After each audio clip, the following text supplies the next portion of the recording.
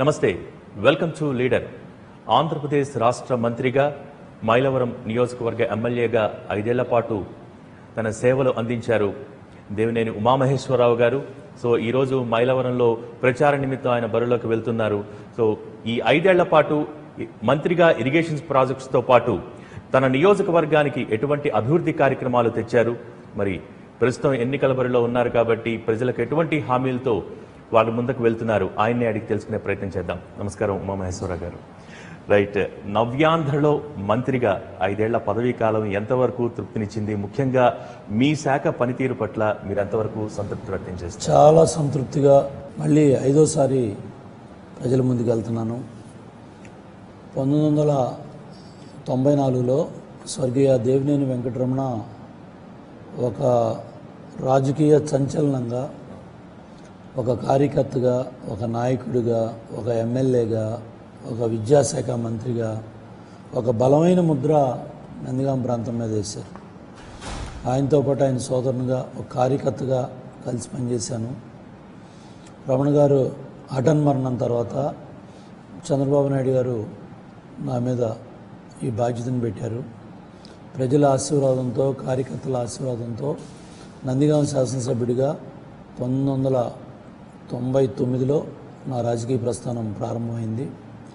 ఆ రోజు అధికార పక్ష శాసనసభ్యుడిగా నా సోదరుడి వాగ్దానం వేదాద్రి ఎత్తిపోతల పథకం కావాలని, దాన్ని ఒక పట్టుదలగా ముఖ్యమంత్రి గారి దృష్టికి తీసుకొచ్చి నందిగాం నియోజకవర్గంలో లిఫ్ట్లు, వేదాద్రి లిఫ్ట్ ఇరిగేషన్ నీళ్లు మా ప్రాంతానికి ఇచ్చి నేను 2వసారి శాసనసభ్యుడిగా ఎన్నికయ్యాను. 99లో ఇవాళ నా మీద పోటీ చేసే అభ్యర్థి 23,500 ఓట్ల తేడాతో ఓడిపోయి అక్కడ ప్రజలకు సేవ చేయకుండా హైదరాబాద్లో రియల్ ఎస్టేట్ వ్యాపారానికి వెళ్ళిపోయారు. 2014లో తెలుగుదేశం పార్టీలో చేరి పార్టీ ద్వారా, అధికారం ద్వారా లబ్ధి పొంది మళ్ళీ 3 నెలల ముందు ఇవాళ ఈ అభ్యర్థి మళ్ళీ నా మీద పోటీకి వచ్చారు. 2004లో నేను శాసనసభ్యుడిగా ప్రతిపక్షంలో, మరి ఆ రోజు రాజశేఖర రెడ్డి గారు ముఖ్యమంత్రి అయ్యారు. మొట్టమొదటి ప్రోగ్రాం నా దగ్గరికి వచ్చారు. ఏదైతే చంద్రబాబు నాయుడు గారు చేసిన వేదాద్రి లిఫ్ట్ ఇరిగేషన్ని ప్రారంభానికి ఫస్ట్ ప్రోగ్రాం నా దగ్గరికే ఆ రోజు రాజశేఖర రెడ్డి గారు వచ్చారు. ఆ 5 సంవత్సరాలు కూడా చంద్రబాబు నాయుడు గారు జిల్లా పార్టీ కార్యదర్శిగా నాకు బాధ్యతలు పెట్టారు. అక్కడ 1600 ఎకరాలు భూసేకరణ ఇచ్చి ఎవరైతే నా మీద పోటీ చేస్తూ ఉన్న అభ్యర్థి ఆ భూములని కొట్టేయాలనే ప్రయత్నం చేస్తే పరిటాల, నక్కలంపేట, ఆ బెల్ట్ అంతా కూడా కంచిచర్ల మండలంలో 1600 ఎకరాలు మనం కాపాడటం జరిగింది. ప్రతిపక్ష శాసనసభ్యుడిగా నందిగాం ప్రజలు నన్ను 2వసారి గెలిపించినందుకు అక్కడ ఆ భూములని వాళ్ళకి అప్పచెప్పి జిల్లాలో పార్టీ అభివృద్ధికి చంద్రబాబు గారి నాయకత్వంలో పనిచేయడం జరిగింది. ఆ విధంగా 99-2004లో అధికార పార్టీ శాసనసభ్యుడిగా చంద్రబాబు గారి నాయకత్వంలో పనిచేశాను. సో అభివృద్ధి 2004-2014 మధ్యలో ప్రతిపక్ష శాసనసభ్యుడిగా ఇవాళ మరి వాటర్ ఇరిగేషన్ ప్రాజెక్ట్స్ మీద కానివ్వండి, శాసనసభలో మాట్లాడటం కానివ్వండి, జిల్లా పార్టీ ప్రధాన కార్యదర్శిగా, జిల్లా పార్టీ అధ్యక్షుడిగా 10 సంవత్సరాలు పోరాటం చేశాం. ఎన్నో ప్రాజెక్టుల మీద ఇవాళ నా మీద పెట్టిన కేసు కూడా బాబ్లీ ప్రాజెక్ట్ కేసు. చంద్రబాబు నాయుడు గారితో ఆ రోజు తెలంగాణ ప్రాంతానికి అన్యాయం జరుగుతుందని చంద్రబాబు నాయుడు గారు, ఆనందబాబు, నేను మా ముగ్గురు మీద బాబ్లీ ప్రాజెక్టు కేసు కూడా పెట్టారు. ఆ కేసు మేము ఇవాళ చూపించడం జరిగింది. ఏదైతే దాని తర్వాత ఈ 14 మళ్ళీ నేను శాసనసభ్యుడిగా గెలవడం జరిగింది. ఇక్కడ కూడా 2 సార్లు నందిగాంలో గెలిచిన తర్వాత 3వసారి నేను మైలవరంలో పోటీ చేయడం జరిగింది. 18 రోజుల ముందు నేను ఈ ప్రాంతానికి వచ్చాను. గుండెల్లో పెట్టుకొని నన్ను హ్యాట్రిక్ ఎమ్మెల్యే చేశారు. మైలవరం ప్రజలు హ్యాట్రిక్ ఎమ్మెల్యే ఇచ్చారు. నందిగాం ప్రజలు పునాది ఇస్తే మైలవరం ప్రజలు భవనం కట్టారు, హ్యాట్రిక్ ఎమ్మెల్యే చేశారు. ఉమామహేశ్వరరావు గారు, ఎవరికీ రాని అదృష్టం మీకు దక్కిందనే చెప్పాలి. ఎందుకంటే మీ హయాంలో పోలవరం నిర్మాణం అనేది జరుగుతుంది. సో ప్రస్తుతం పోలవరం నిర్మాణం ఎంతవరకు పూర్తయింది? పోలవరం నిర్మాణంలో వచ్చిన దానిపై వచ్చిన ఆరోపణలు కానివ్వండి, లేకపోతే కేంద్రం అనుసరించిన విధానాలు కానివ్వండి, వీటన్నిటిని ఎలా అధిగమించగలిగారు? స్వతంత్రం రాకముందే 1941లో కన్సీవ్ అయిన ప్రాజెక్టు. స్వతంత్రం రాకముందే పెద్దలు దీని నిర్మాణం చేయాలనుకున్నారు. 7 దశాబ్దాల్లో ఎంతోమందికి అవకాశం వచ్చింది.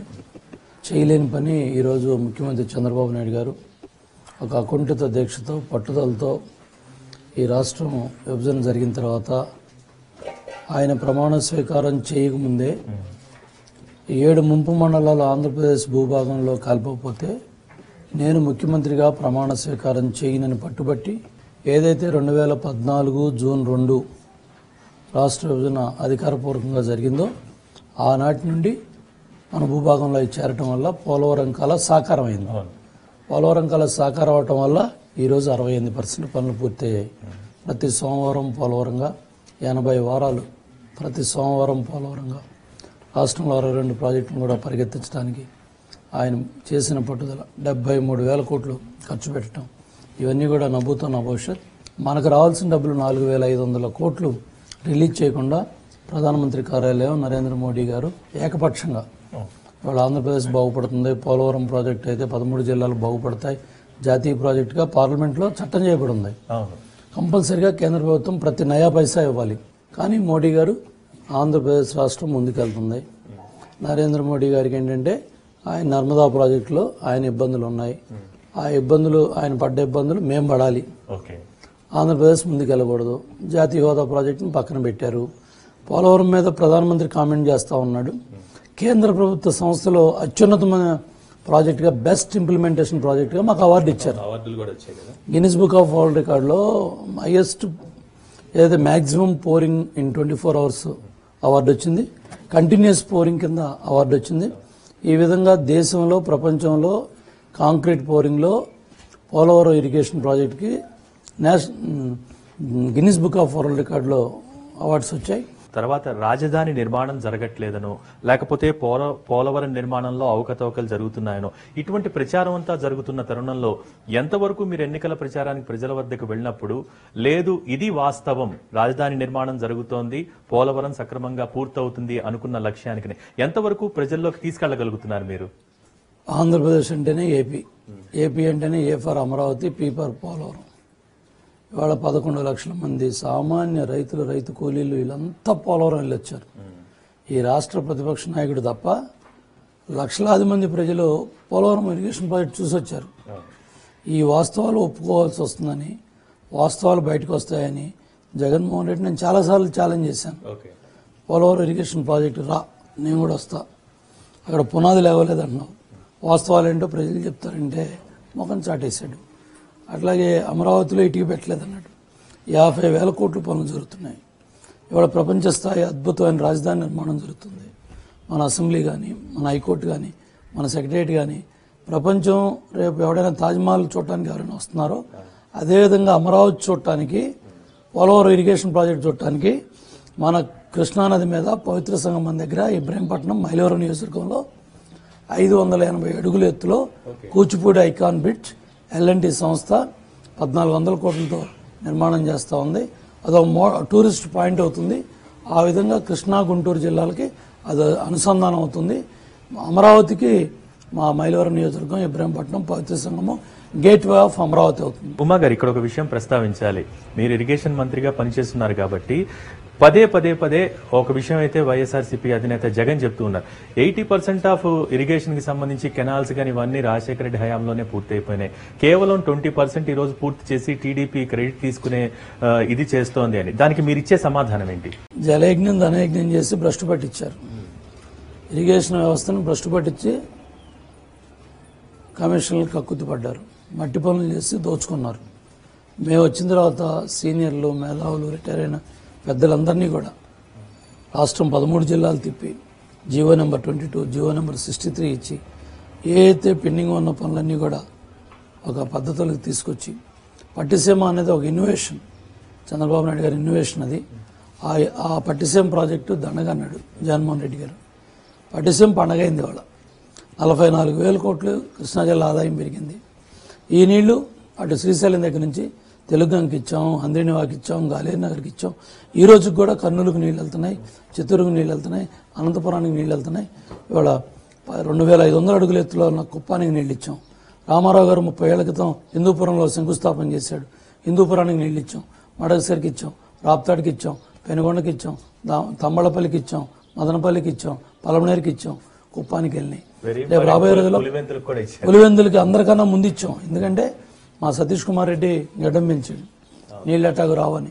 ముఖ్యమంత్రి గారు ఆ గడ్డం ఖరీదు ఎంత అవుతుందంటే 3,000 కోట్లు. అంటే ఆ 3,000 కోట్లు కాదు, పనులు అయ్యేపాటికి 4,000 కోట్లని. పులివెందులకి కుప్పం కన్నా ముందు పులివెందులకు నీళ్ళు ఇమ్మన్నారు, మాట నిలబెట్టుకున్నాం. అన్నమాట ప్రకారం పులివెందులకు ఇచ్చాం. అక్కడ ఎకరం 3-4 లక్షలు వాళ్ళ పంట మీద తీస్తా ఉన్నారు. రేపు అదే అదృష్టం నా ప్రాంత ప్రజలకు రాబోతుంది. ఇక్కడ యాపిల్కాయ తప్ప అన్ని పంటలు పండుతాయి.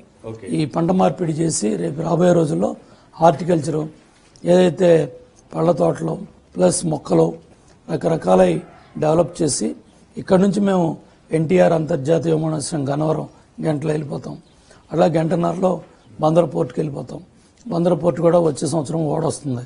అట్లాగే ఇక్కడ మన గన్నవరం ఎయిర్పోర్ట్లో ఈ కార్గో డెవలప్ చేసి రేపు రాబోయే రోజుల్లో సింగపూర్ కావచ్చు, దుబాయ్ కావచ్చు, యూరప్ కావచ్చు, బయట దేశాలకి బయట రాష్ట్రాలకి మేము పండించిన పంటలు బయటికి తీసుకెళ్తాం. వ్యవసాయ ఆధారిత పరిశ్రమలు పెడతాం. వాళ్ళు ఏదైతే దేశ విదేశాల్లో ఉన్న మన వాళ్ళంతా కూడా మళ్ళీ వెనక్కి వచ్చే రోజులు వచ్చాయి. ఇరిగేషన్ పరంగా ఇప్పుడున్న ప్రాజెక్టులు నిర్మాణాలు పూర్తయితే చాలా, ఇంకా కొత్తగా ఏమన్నా నిర్మించాల్సిన అవసరం ఉందంటారా? మీ ఆలోచన? 62 ప్రాజెక్టులు వాళ్ళు నిర్మాణం చేస్తున్నాం. 62 ప్రాజెక్టులో చాలా వరకు ప్రాజెక్టులు ప్రారంభం చేసాం, కొన్ని శంకుస్థాపన చేసాం, కొన్ని జరుగుతున్నాయి. సర్దార్ గౌతులచ్చన్ గారు స్వతంత్ర సమరయోధుడు, ఆయన పేరు పెట్టి తోటపల్లి ప్రాజెక్టు 10 ఏళ్లు కాంగ్రెస్ వాళ్ళు పూర్తి చేయలేపారు. ఇవాళ శ్రీకాకుళంలో, విజయనగరంలో నీళ్ళిచ్చి లక్షలాది ఎకరాలు, వందలాది చెరువులు నింపాం. అలాగే వంశధార నాగావళి అనుసంధానం చేస్తున్నాం. నాగావళి, వేగావతి, చంపావతి, గోస్తని అనుసంధానం చేస్తున్నాం. పురుషోత్తపట్నం కట్టి పట్టిసీమలాగా ఆ నీళ్లు తీసుకెళ్లి మరి మన తుని, పెద్దాపురం, పత్తిపాడు ఆ నియోజకవర్గాలు మొత్తం, జ్యోతుల నెహ్రూ, యనమల రామకృష్ణ గారు, చినరాజప్ప ఆ ఏరియా మొత్తం ఇవాళ నీళ్లు విశాఖపట్నానికి తీసుకెళ్తున్నాం. అట్లాగే ఉత్తరాంధ్ర సుజల 2,000 కోట్లతో పనులు చేస్తున్నాం. అట్లాగే ఇక్కడ పోలవరం ప్రాజెక్ట్ 2019 జూన్ జూలైతో గ్రావిటీతో నీళ్ళు వస్తాయి. చింతలపూడి మొత్తం వెస్ట్ గోదావరి, కృష్ణాలో జగేపేట, నందిగామ, మైలవరం, తిరువూరు, నూజివీడు, గన్నవరం, ఏలూరు, దెందులూరు, చింతలపూడి, గోపాలపురం 7 లక్షల ఎకరాలు ఈ 9 నియోజకవర్గాల్లో 2 జిల్లాల్లో సస్యశ్యామలం అవుతుంది. ఇక్కడ కృష్ణానది మీద ప్రకాశం బ్యారేజీకి ఎగున చోడవరం దగ్గర పెనలూరు నియోజకవర్గంలో ఒక బ్రిడ్జి తీసుకోబోతున్నాం. ఇక్కడ ప్రకాశం బ్యారేజీ లాగా మన ఇబ్రహీంపట్నం మండలంలో ఇటు దాములూరు, అటు వైకుంఠపురం దగ్గర 2,200 కోట్లు పెట్టి పోలవరం ప్రాజెక్టు కట్టే నవయుగ వాళ్ళు ఆల్రెడీ బ్యారేజీ పనులు స్టార్ట్ చేశారు. ప్రకాశం బ్యారేజ్ అంత బ్యారేజీ దాములూరు, వైకుంఠపురం దగ్గర వస్తుంది, 3 కిలోమీటర్లు. అక్కడ నుంచి బ్యాక్ వాటర్ పులిచింతల దాకా నిలబెడతాం. సో మా ప్రాంతం అంతా కూడా సస్యశ్యామలం అవుతుంది. దాని తర్వాత వెలుగొండ టన్నల్ 1 జూన్ జూలై గ్రావిటీతో నీళ్లు తీసుకెళ్తాం. 2వ టన్నల్ ఆగస్టు పూర్తి చేస్తాం. నెల్లూరు బ్యారేజ్, సంగం బ్యారేజ్ పూర్తవుతున్నాయి. ఈ బెల్ట్ మొత్తం 9 జిల్లాల గురించి చెప్పాను. అటు పోతిరెడ్డిపాడు దగ్గర నుంచి తెలుగుగంగ ఏదైతే నెల్లూరు వరకు మొత్తం ప్రాసెస్ అంతా అవుతూ ఉంది. ఇటు అంద్రినివా మొత్తం రాయలసీమ, పట్టిసీమ మచ్చుమరి చేసాం. అటు అంద్రినివా నుంచి టోటల్ మొత్తం కుప్పం దాకా, మడసరి దాకా, హిందూపూర్ దాకా తీసుకెళ్ళిపోయాం. ఇటు గాలేరు నగరి సెకండ్ ఫేజ్ కూడా మళ్ళీ గాలేరు నగరిని తీసుకెళ్ళి అటు ఎక్కడైతే ఇప్పుడు మన మైలవరం ఈ బెల్ట్లో పులివెందుల దాకా తీసుకెళ్ళాము. జిఎన్ఎస్ఎస్ ఫేజ్ 2ని మళ్ళీ నగిరి దాకా తీసుకెళ్తున్నాం. అట్లాగే సోమశిల నుంచి కూడా అటు మన చిత్తూరుకి అటు ఆ బెల్ట్ కలుపుతున్నాం. ఈ విధంగా అన్ని ప్రాంతాలు కూడా 13 జిల్లాల్లో కూడా ఆల్మోస్ట్ అనంతపురం జిల్లా ఇన్ఛార్జిగా పనిచేశాను. అన్ని జిల్లాలు కూడా అటు పరిటాల రావు గారి నియోజకవర్గంలో రాప్తాడికి, పెనుగొండకి నీళ్ళు ఇచ్చే ప్రాజెక్టు అటు తీసుకున్నాం. కాలువ శ్రీనివాస్ ఏరియాలో బీటీ ప్రాజెక్టు తీసుకున్నాం. భైరవంతిప్ప, అటు బళ్ళారు బోర్డర్ తీసుకెళ్తున్నాం, ఇటు బెంగళూరు బోర్డర్ తీసుకెళ్తున్నాం. ఆ విధంగా అనంతపురం జిల్లాలో టోటల్ సాచ్యురేషన్ కింద వాళ్ళు అడిగిన ప్రాజెక్టులు అన్నీ చేసేసాం. కర్నూలులో కూడా కేఈ కృష్ణమూర్తి గారి ఏరియాలో 100 చెరువులు నీళ్ళు అడిగారు. ఆ చెరువుల పనులు కూడా గ్రావిటీతో నీళ్ళు ఇచ్చే కార్యక్రమాలు అక్కడ కూడా జరుగుతున్నాయి. వేదవతి తీసుకున్నాం, ఆర్డీఎస్ తీసుకున్నాం, గాజుల దీన్ని తీసుకున్నాం. టోటల్ మొత్తం రాష్ట్రంలో 62 ప్రాజెక్టులు ఇవాళ జరిగాయి, జరుగుతున్నాయి, జరగబోయి. నవ్వుతో నా భవిష్యత్ రాబోయే రోజుల్లో ఇది స్వర్ణాంధ్రప్రదేశ్ అవుతుంది, హరితాంధ్రప్రదేశ్ అవుతుంది. ఈ ప్రాజెక్టులన్నీ కూడా రాబోయే 2-3 ఏళ్లలో అన్నీ పూర్తి చేస్తాం. 6 గంటల సమయం ప్రతి వారం కూడా ఇరిగేషన్ మీద ఆయన శ్రద్ధ పెట్టాడు. ఇవాళంతా కూడా చంద్రబాబు నాయుడు గారి కష్టం, ఆయన దూరదృష్టితో చేసిన పని ఈ రాష్ట్రాన్ని స్వర్ణయుగం చేయబోతా ఉంది. రాష్ట్రం ఇప్పటికే 29 రాష్ట్రాల్లో 720 అవార్డులతో ఫస్ట్ ప్లేస్లో ఉన్నాం. రాబోయే రోజుల్లో మాకు దగ్గరలో కూడా ఏ రాష్ట్రం రాదు. సో ఎన్నికల ప్రచారంలో చూసాం ప్రజల స్పందన, పర్టికులర్ గా ఈ మధ్య ప్రవేశపెట్ట పసుపు కుంకుమ కానివ్వండి, అన్నదాత సుఖీభవ కానివ్వండి, లేకపోతే పింఛన్స్ కి సంబంధించి కానివ్వండి, మీరు ప్రజల దగ్గరికి వెళ్ళినప్పుడు ఎటువంటి రెస్పాన్స్ వస్తుంది? ముఖ్యంగా మీ నియోజకవర్గంలో ఎంతమంది లబ్ధిదారులు ఇవన్నీ కూడా పొందున్నారు? 55 లక్షల మంది పెన్షన్దారులు. ఇవాళ మా పెద్ద కొడుకు చంద్రబాబు నాయుడు గారు, మాకు 2 పిల్లలున్నా 4 పిల్లలున్నా ఆర్థిక ఇబ్బందులు వాళ్ళు సాయం చేయలేకపోయినా మా పెద్ద కొడుకు ప్రతి నెల మొదటి 2-3 రోజుల్లో డబ్బులు పంపిస్తున్నాడు. ఆ విశ్వాసం కృతజ్ఞత వాళ్ళలో ఉంది. 55 లక్షల మంది వాళ్ళ రోడ్డు మీదకి వచ్చేసారు. మా అక్క చెల్లెళ్ళు 95 లక్షల మంది, 1 కోటి మంది మహిళా సైన్యం, వీళ్ళంతా కూడా తోబుట్టువులు. చంద్రబాబు నాయుడు గారికి అక్క ఇవాళ ఒక చెల్లెళ్ళుగా వీళ్ళంతా కూడా పెద్ద ఎత్తున మరి మహిళా లోకం ఒక విప్లవంలాగా బయటకు వచ్చారు. మహిళల ఈ శక్తి చూసిన తర్వాత సమాజం మొత్తం కదిలింది. డెఫినెట్గా ఇది మహిళా విజయం. చూడండి, మహిళలు పసుపు చీరలు కట్టుకొని ఎవరికి వాళ్ళు వాలంటరీగా పూలేసి హారతి ఇచ్చి నీళ్లు పోసి బొట్టు పెట్టి మరి విజయ తిలకం తిప్పుతూ ఉన్నారు. డెఫినెట్గా ఇది మహిళా విజయం. తప్పకుండా తెలుగుదేశం పార్టీ 150+ ఏదైతే మిషన్ తీసుకున్నామో దాంట్లో మెజారిటీ సీట్లు 150 దగ్గరలోకి వెళ్ళబోతున్నాం. ప్రతిపక్ష నాయకుడు హోదా కూడా జగన్మోహన్ రెడ్డి దక్కపోవచ్చు. 25 పార్లమెంట్కి 25 పార్లమెంట్లు గెలిపించి ఢిల్లీలో మనం చెప్పేవాడు ప్రధానమంత్రి అవ్వాలి, ప్రత్యేక హోదా రావాలి. ప్రత్యేక హోదా కూడా 1,00,000 కోట్లు ఢిల్లీ నుంచి మనకు రావాల్సిన డబ్బులు ఉన్నాయి. 2 లక్షల కోట్లు షెడ్యూల్ 9, షెడ్యూల్ 10లో కేసీఆర్కి తెలంగాణకి మనకు పంచాయతీ ఉంది. ఇవాళ జగన్మోహన్ రెడ్డి కేసీఆర్ని సమర్థిస్తా ఉన్నాడు. ఇవాళ కేసీఆర్ పోలవరం ప్రాజెక్టు మీద పోలవరం ప్రాజెక్టు ఆపమని సుప్రీంకోర్టులో కేసేశాడు. కేసులు ఇస్తే దాని గురించి మాట్లాడు. మోడీ గారికి ఢిల్లీలో సలాములు కొడతాడు. ఇదంతా కూడా ఢిల్లీలో మోడీ, హైదరాబాద్లో కేసీఆర్, ఇటు జగన్మోహన్ రెడ్డి లోటస్ పాండ్ ముగ్గురు కలిసి అమరావతి మీద దండయాత్ర చేస్తారు. ఎంత దుర్మార్గం అంటే కియా కారు ఇన్ఛార్జ్ మంత్రిగా నాకు తెలుసు 2 సంవత్సరాలు 3 సంవత్సరాలు నేను అక్కడ పనిచేశాను. ఏనాడు మోడీ రాలేదు, మోడీ పేరే తెలియదు. అటువంటిది కియా కారు ఇవాళ చంద్రబాబు నాయుడు గారి పుణ్యం అంట. వోక్స్ వ్యాగన్ రాజశేఖర రెడ్డి గారి ప్రభుత్వంలో బొత్స సత్యనారాయణ బయట రాష్ట్రాలకు పోయింది. డబ్బులు పోయా ఏం చేయాలన్నాడు. అక్కడ వాళ్ళు సస్పెండ్ అయిపోయారు ఆ దేశాల్లో. ఇక్కడ ఇలా ప్రమోషన్ ఇచ్చి పిసిసి అధ్యక్షులు చేశారు. వాళ్ళు కాంగ్రెస్ ప్రభుత్వం, రాజశేఖర రెడ్డి ప్రభుత్వం. ఇవాళ ఈ కియా కార్ అటు తమిళనాడు ప్రభుత్వం అడిగింది, కర్ణాటక ప్రభుత్వం అడిగింది, కేసీఆర్ అడిగాడు, ఢిల్లీలో గుజరాత్లో మోడీ అడిగాడు. వీళ్ళందరినీ కాదని మా కృష్ణా జలాలు అనంతపురం వెళ్ళిన తర్వాత భూమి కానీ అక్కడ గవర్నమెంట్ కానీ నాయకత్వం కానీ ఇవన్నీ చూసుకొని చంద్రబాబు నాయుడు గారి సమర్థుడు. ఆయన దగ్గర అయితే పనులు జరుగుతాయని వాళ్ళు కొరియన్ సిటీ ఏర్పాటు చేస్తున్నారు. కొరియన్ కంపెనీస్ వచ్చాయి. ఇవాళ కొండలో రప్పలో కొట్టలో రాళ్లు రప్పలో నక్సలైట్లు సంచరించే ప్రాంతాలన్నీ కూడా ఇవాళ ఎకరం ₹1 2 కోట్లు 3 కోట్లు 5 కోట్లకి అనంతపురం జిల్లాలో రాళ్లు రప్పలు ఉన్నాయన్నీ కూడా కియా కారు పుణ్యమ ఒక సామాన్య రైతు కోటేశ్వరుడు అయ్యాడు. That is Telugu Desam, that is Chandrababu. So particular గా ఇంతే కాకుండా ఇటు చిత్తూరు కావచ్చు, శ్రీ సిటీ కావచ్చు, వైజాగ్ కావచ్చు, డేటా సెంటర్లు కావచ్చు, లేకపోతే ఈ గన్నవరం దగ్గర ఇది కావచ్చు, అలాగే బాపులపాడులో అశోక్ లేలాండ్ కావచ్చు, చాలా పెద్ద ఎత్తున సాఫ్ట్వేర్ కంపెనీస్ కానీ లేకపోతే మరి రకరకాల పరిశ్రమలు మన దాంట్లో వస్తున్నాయి. పెద్ద ఎత్తున బాబు రావాలంటే తప్పకుండా జాబ్ రావడానికి బాబు గారి ప్రభుత్వం వస్తుంది. మళ్ళీ మీరే రావాలి కాదు, మళ్ళీ మీరే వస్తారని కూడా ప్రజలు అంటా ఉన్నారు. మనం మళ్ళీ మీరే రావాలని ప్రజలు చెప్తా ఉంటే పిల్లలు మళ్ళీ మీరే వస్తారని చెప్తున్నారు. బాలవాక్ బ్రహ్మవాక్. సో ఫైనల్ గా మీ నియోజకవర్గానికి సంబంధించి ఈ ఎన్నికల్లో ఏమైనా ప్రత్యేకమైన మేనిఫెస్టో సిద్ధం చేసుకున్నారా? ఇంకోటి కూడా మీ ప్రత్యర్థులు చెప్తున్నారు, దేవినేని ఉమా ఎలా గెలుస్తారు, ఎందుకు ఓటు వేయాలి దేవినేని ఉమాకి అని ప్రశ్నిస్తూ ఉన్నారు. వాళ్ళకి మీరు ఇచ్చే సమాధానం ఏంటి, మీ మేనిఫెస్టో ఏంటి? ప్రజల అభిమానంతో ఎన్నికల చెప్పిన పనులన్నీ చేశాను. అన్ని కార్యరూపంలో ఉన్నాయి. అవన్నీ సాకారం కాబోతున్నాయి. ఇంకా చేయాల్సిన పనులన్నీ కూడా ఎన్నికల మేనిఫెస్టోలో తెలియజేస్తాను. స్టేట్ మేనిఫెస్టో, నా మేనిఫెస్టో అన్ని కూడా 2-3 రోజుల్లో ప్రజలకు రిలీజ్ చేస్తాను. ఏ అయితే పెండింగ్ ఇష్యూస్ అన్నీ పూర్తి చేయటం, వ్యవసాయ ఆధారిత పరిశ్రమలు పెట్టి పంట మార్పిడి చేసి యాపిల్ కాయ తప్ప అన్ని పంటలు నా ప్రాంతంలో పడతాయి. నా రైతుల దగ్గర ఆసక్తి ఉంది, నా భూమిలో దమ్ము ఉంది.